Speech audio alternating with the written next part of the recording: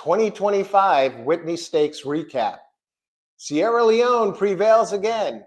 In this video, I'm going to tell you exactly what transpired during the 2025 Whitney Stakes and the takeaways from the race. Now, this race took place at Saratoga Racetrack, the historic racetrack, upstate New York, mile and an eighth G1 race for 4 and up, and a win and you're in into the Breeders' Cup. Well, it lived up to the billing. It didn't quite unfold the way I expected. We had a couple of early rabbits in there, and they did exactly what we thought they were going to do. Number 4, Mama's Gold. Number 8, Contrary Thinking, shot to the front. Now, we had some big horses in there. We had, of course, defending Breeders' Cup champion, Sierra Leone. We had the 2023 Whitney Stakes winner, White Barrio. And also, White Barrio won the 2023 Breeders' Cup. We had Fierceness in there, one of the top 3-year-olds of last year. We had Skippy Longstocking, interesting horse, $3.6 million, 6-year-old. So the field was packed. And as expected, number 4, Contrary, Mama's Gold, and number 8, Contrary Thinking, took to the front. Now, what happened was this. We had Fierceness tracking the leaders. He was a ways back, 23-4 opening quarter, so it was pretty quick, but Fierceness was not sucked into the speed duel. He had everything going for him. He was in a nice spot. He was a bit back. White Barrio started to get involved early. He wasn't too far back either. He was near Fierceness. So these two guys are going, right? We got the 2 speeds. And then eventually Skippy Longstocking, one of the longest shots, opened 10-1, got involved, and Fierceness and Skippy Longstocking passed the 2 rabbits. And at one point, it was Skippy Longstocking in front, followed closely by Fierceness. I mean, these two were right there going into the turn, get ready to come for a home. What happened? Sierra Leone starts making his patented move. I don't know what happened with White Barrio. He just started to, didn't exert himself quite well. And Fierceness, he got sucked up. He got, he fell back. Highland Falls, number 3, kept himself in good position. He was a little closer early, then he kind of drifted back a bit, positioned himself well. Another long shot. Well, what happened is this. Sierra Leone overhauled the 2 leaders, and Highland Fall, the number 3, in nice position. He was in there to battle him, Sierra Leone, to the end, so he came in second. Sierra Leone wins the race.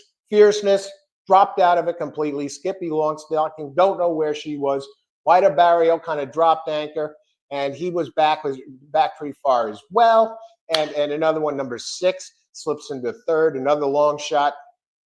What do I take out of all this? What's the takeaway? The takeaway is this. Sierra Leone, the real deal.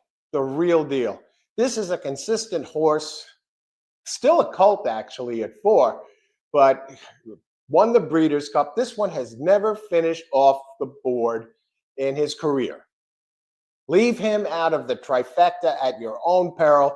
This horse, he's always going to be around. He puts himself in position. Yeah, he was running last for a while. That's usual. But some say he needs everything to set up his way. I'm not buying that anymore, because with his running style, his late run is automatic. It's just about as guaranteed as you can get in horse racing. He's going to get in there somewhere, or he might even win. Look what he did in the Breeders' Cup. Some might say he got the perfect trip this race. Had nothing to do with it. He got his usual trip. So this one, always a win threat.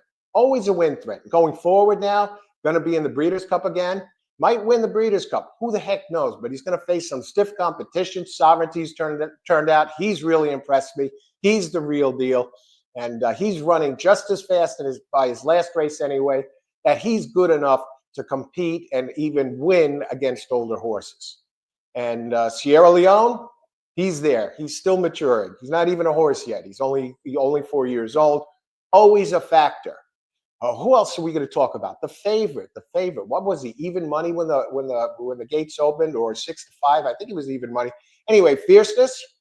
Untrustworthy, untrustworthy. Brilliant on his best days, but this one throws clunkers here and there. And now, very quietly, he's lost his last two. Lost his last two races. Okay.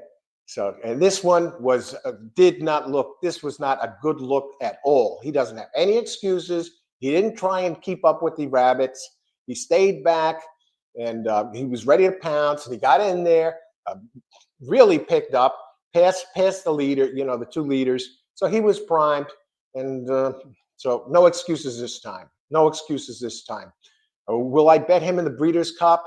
Not a snowball's chance in hell. I'm not going to bet Fierceness in a big race unless things really shape up well without rabbits. If you had to make an excuse for Fierceness, what would that excuse be? Maybe the two front runners, that they were so far ahead of him this time that he didn't. Maybe it discouraged the horse. Maybe Johnny V should have sent him like he did in the Breeders' Cup. Yeah, if he has to sprint and run at 22 and change, and to keep up and pass him early and then run away, maybe that would have worked for him, because he did that in the Breeders' Cup with a sub 23 second at a mile and a quarter, and he still had plenty left in the tank to put up a big number and just narrowly get defeated by Sierra Leone. The horseless confidence wasn't in question. Maybe Johnny V had him too far back. That's the only excuse I could make. Okay, and this was a 23-4 at a shorter race. So who knows if they done Fierceness? I don't think he would have got the lead, but he would have at least been around and in position to eventually pass these guys, and then maybe take it by the seat of the pants from there. What about White Barrio? Simply not the same horse anymore. Simply not the same horse anymore.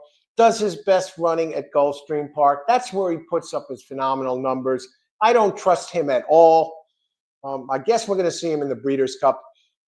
That's the plan, but who knows? No excuses for White Barrio either. Not the same horse. Excellent, fantastic horse. A couple of years back, year and a half back, but he's not there anymore. He's not there anymore. Who else can we? Skippy Longstocking, a valiant horse. He made his move. I thought, Jose Ortiz up. He got a nice position. He didn't run exceptionally fast. He was coming off that excellent race, 108 Equibase figure, and some thought he was actually improving at 6. Well, yeah, he made a run for it, gave his fans a thrill. Nowhere around at the finish line. He's not a G1 horse, okay? Excellent G2, G3, very consistent. I'd like to see the final figures after that race. I don't see future for him. And Highland Falls, number 3, very impressive. Very impressive. Ran a very nice race. He has the excellent numbers, the speed figures, Thoroughgraph, he's right there. Ran big at Saratoga before. I don't know what kind of future he has, how he stacks up with the others, but a nice case could be made. The jury's out on that. Nice case could be made from yesterday's race. Got to see what the final buyer figures were out of that race. So that's what I see from this race. Sierra Leone, the real deal. Fierceness, pretender. I don't know. Maybe he has to be ridden better. We'll have to see what happens. Now, there's plenty of time until the Breeders' Cup, so I can't see them taking, let's see, now's early August to September. I got nearly 3 months off until the Breeders' Cup. I think these guys, especially Fierceness, needs to run another one. Sierra, just to stay sharp, as well as the others. I don't see the big contenders taking that time off. So that's my recap of the Whitney Stakes. What do you think? Who do you think is the best horse in the race? Do you think something happened that took Fierceness and White Barrio out of the race, or Sierra Leone is just too much horse? What do you think about Highland Falls? Thanks for watching, everybody. Hope you enjoyed this. Have a great day. If you're playing today, best of luck. Bring it home and win big. And remember, may the horse be with you.